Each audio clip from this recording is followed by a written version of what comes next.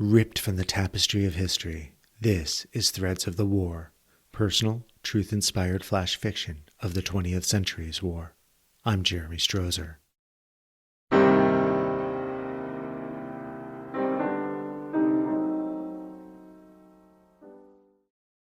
Kelly. Let's get out of here. Banking the giant B-17 170 degrees starboard, I put us on a new heading, south by southeast, so we're in line with Clark Field. Just as I finish the turn, Money in the top turret calls out, "Fighters, 5 o'clock high! Altman, before you get in the bathtub, let Clark know we splashed the battleship!" I order to the radio operator. "Yes, Cap." He replies. From multiple points behind the cockpit, the staccato cracks of machine guns clatter as hammers strike the rear end of belted shells, propelling each explosive projectile toward the incoming Jap Zeros. Robbins turns his head to look out over his right shoulder toward the incoming flight of Japs. A whole swarm of them. This is going to get ugly. We hit the ship on a mission that might never have happened, so we're already ahead. Despite the onrushing enemy machine gun and cannon shells tearing through the thin skin of my lumbering giant bird, my glove-covered hand steadies the vibrations, keeping trim and level flight. Now we'll see how much a flying fortress this bird really is.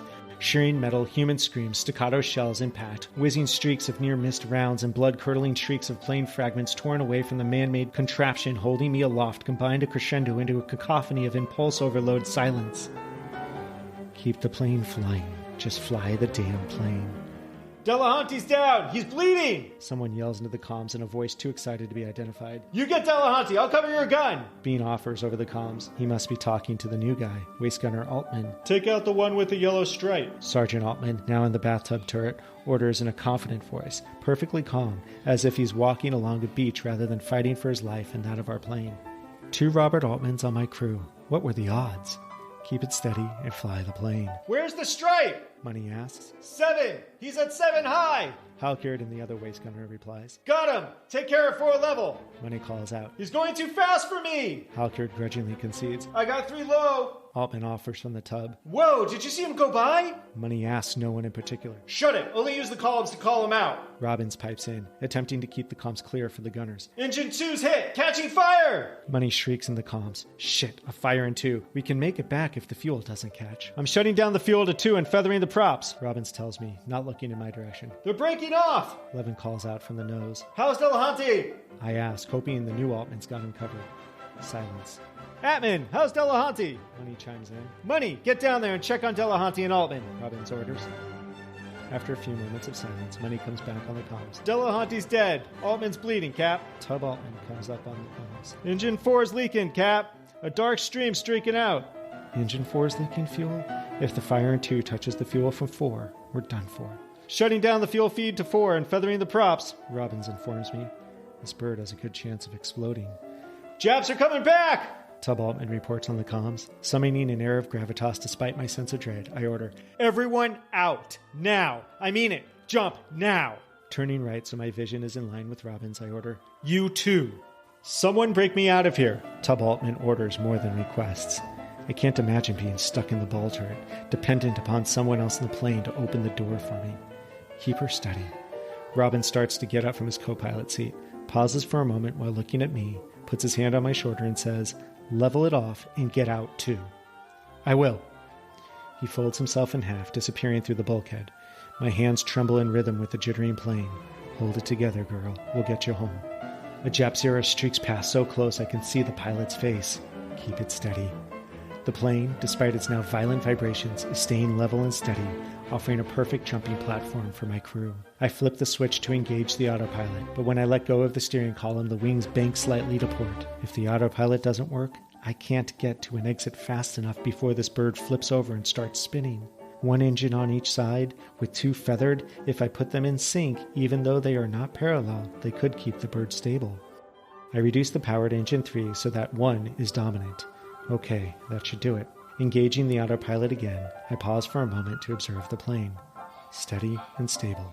Great. Lifting myself in the captain's seat, my eye catches an incoming fighter at 3 o'clock. Fiery burst streaming from behind his prop. Get out! Returning from what they believed to be a successful bombing run against a Japanese battleship, the crew of Captain Colin Kelly's B-17C was jumped by a squadron of Japanese Zero fighters commanded by one of Japan's most vaunted aces of the war, Saburo Sakai. Captain Kelly held the plane steady long enough for his 6 surviving crew members to escape before, and sources differ here, it either blew up or crashed. The Japanese fighter pilots could not definitively report which occurred, so a probable kill was split between several members of the squadron. This B-17 was the first American bomber lost in actual combat in World War II. Captain Kelly, a graduate of West Point, died in the loss. The crew that day were pilot Captain Colin Purdue Kelly, Jr., killed in action, co-pilot 2nd Lieutenant Donald Robbins, who survived, navigator 2nd Lieutenant Joe Bean, who survived, bombardier Corporal Mayor Levin, who survived, engineer Staff Sergeant William Delahanty, who was killed in action, radio bathtub gunner Private First Class Robert Altman, who survived, assistant radio gunner Willard Money, who survived, gunner Private Robert Altman, who was wounded in action, waist gunner Staff Sergeant James Halkyard, who survived. In the haste to share a small victory with the depressed military and civilian populace still reeling from the attack on Pearl Harbor and the surprise destruction of the U.S. air units at Clark Field, Philippines, the details of Kelly's sacrifice were confused and exaggerated. Reports of him crashing the bomber into a Japanese battleship, together with equally false claims, encouraged many Americans to believe he was the first American suicide pilot of the war and deserved to be awarded the Medal of Honor. Kelly was a hero for saving his crew on America's first bombing mission of World War II. He received the Distinguished Service Cross, the nation's second highest award for heroism, both for the assumed damage or destruction of the Japanese battleship Haruna, but especially for the personal sacrifice which saved his crew. Captain Kelly is considered the first American hero of World War II. Several streets, schools, post offices, and monuments around the country bear his name. His remains are buried in Madison, Florida, his hometown, and a statue in his honor resides in Four Freedoms Park. Kelly was survived by a small child, Colin B. Corky Kelly III. A nationwide effort spearheaded by a Tampa newspaper raised thousands of dollars for a Corky Fund to help care for the child. President Roosevelt penned a request to the President of the United States in 1956.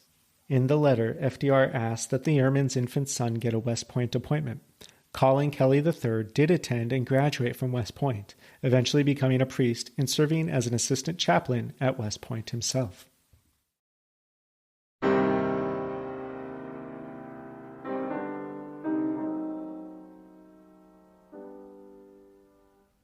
If you enjoy these threads of personal experience and more, please consider becoming a patron of this work at patreon.com/Threads of the War. You may find my books and other work at jeremystrozer.com or wherever books are sold. If you are interested in turning notes, memories, or memoirs of a relative into a living history through such work, please reach out to me at jeremy@jeremystrozer.com. May the lessons of history compel the world toward peace. Thank you.